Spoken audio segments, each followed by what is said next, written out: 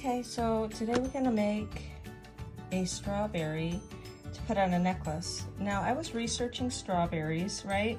And this is not quite a miniature strawberry. It looks like a regular strawberry. And I found out I was doing it all wrong.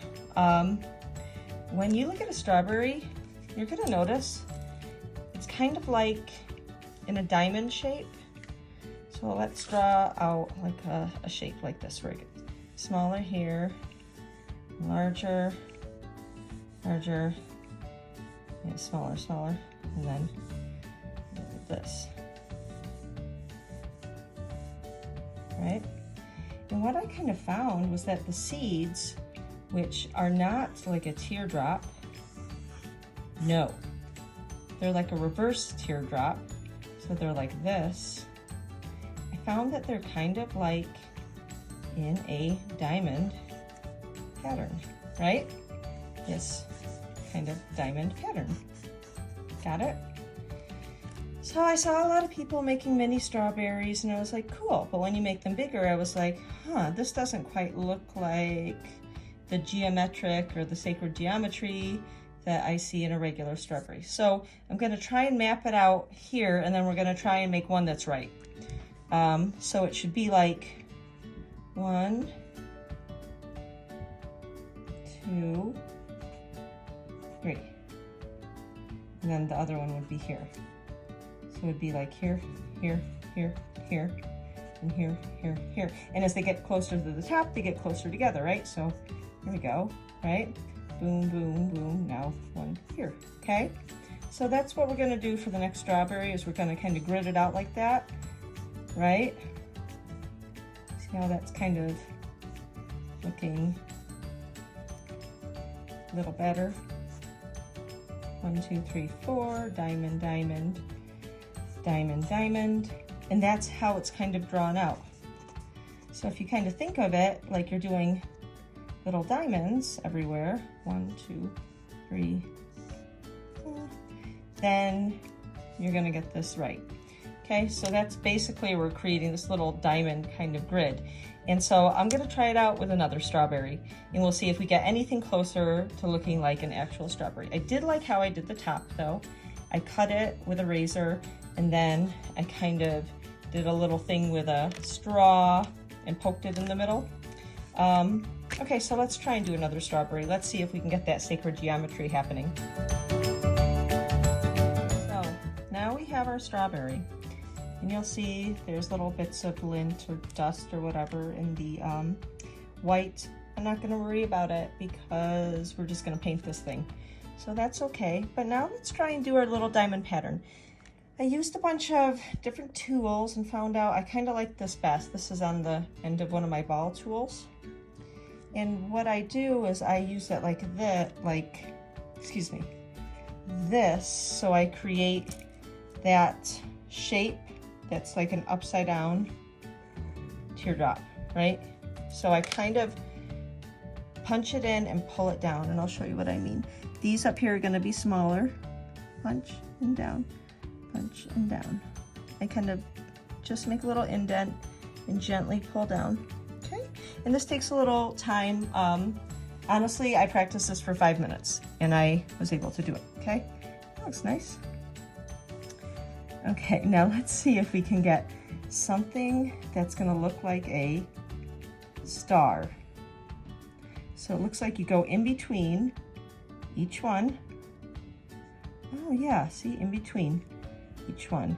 In between these two, in between these two. Then 1, 2, 3, then here's my diamond. Did I say star before I meant diamond? Sorry.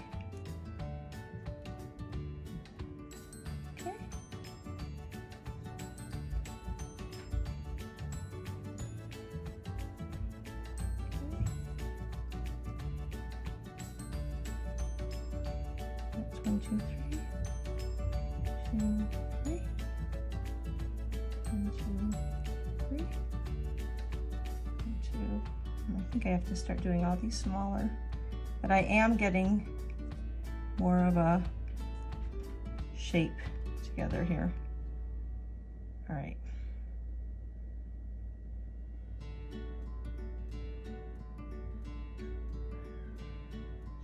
3, 4. Okay. I'm gonna keep going. I'm gonna try this again, and I like what I'm doing, but I'm gonna do it closer together.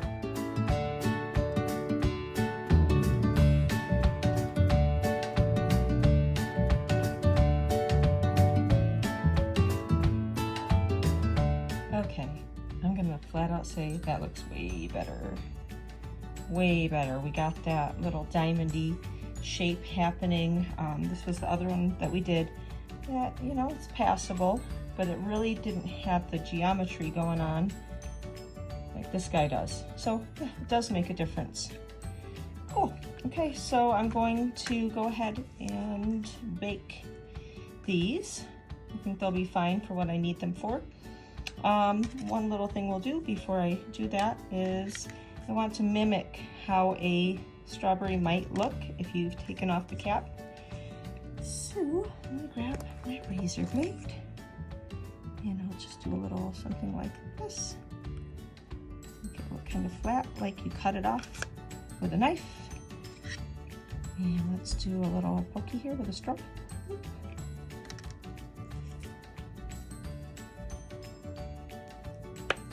Let's do a little bit of texture rape. Okay, now we are going to paint these. I'm going to paint the outside with yellow, and then we're going to paint over them with red, and then we're going to paint the seeds. I'm going to start off with a cadmium yellow. After that, I'll use a bright red, like maybe a scarlet red. And then I'll mix these two colors for the seeds and paint them on.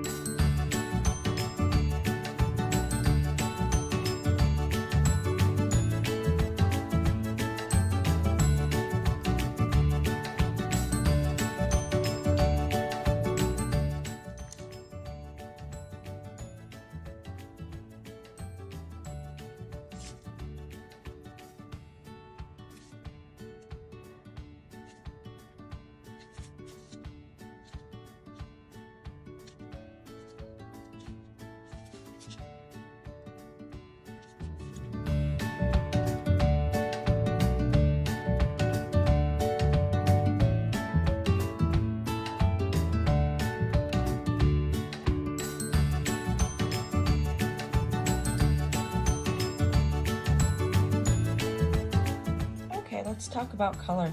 To get this lovely shade, I had to add in a green, a cadmium yellow, and a little bit of brown.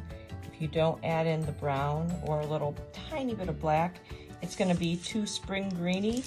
You really need to add in that brown. That's when everything changed and it started to look a lot better. So I'm going to finish up here, and then we are going to dip these chocolate strawberries in some ooey gooey resin. Okay, so I didn't want to scare you with the resin bit. You can easily use any kind of fimo or liquid Sculpey to mix into either a brown color of your choice to make it look like chocolate, but I am going, or white, but I am going to use UV resin. The reason why I use UV resin is because when I'm going on like a project like this, I don't want to have to make the Sculpey or TLS and then bake it for another hour. But you could do that. Instead, I have a Teresa UV LED nail lamp, and I use UV resin, and it's done in like 5 minutes. So that's what I'm gonna do today. I'm gonna put this on a time lapse. It'll go really fast, but you'll see what I'm doing. And most of you, if you're that advanced to be making like strawberries and looking into other food, you probably already know how to use TLS and fimo and mix some color in and bake it. Here we go. Okay, these turned out so cute, and it gets even better.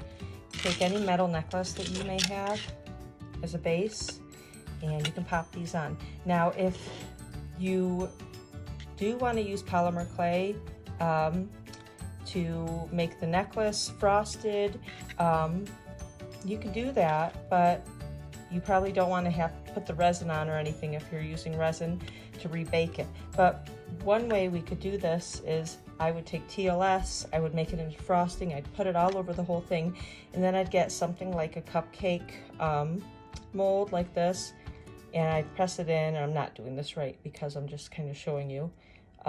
Then I would start putting these little guys all over the whole thing, right?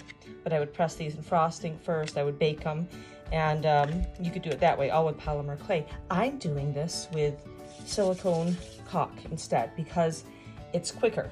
I'm doing it with white silicone caulk, and what you will notice is that I am going to put the little dollops of frosting of white caulk on, and then I'm going to smash these in, and it should adhere, it should work, and then it will be all done and it will be totally cute. So that's what we're going to do.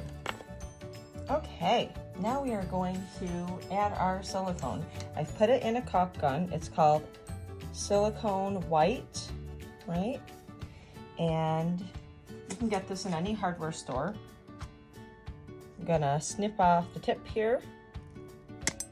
Okay, and I have a Wilton cake bag, and this is a 32 Wilton star tip, and I've actually never done this before. This is my first time, but I've seen other people, I watched other tutorials. I'm gonna actually squeeze this right in here, baby, just like this.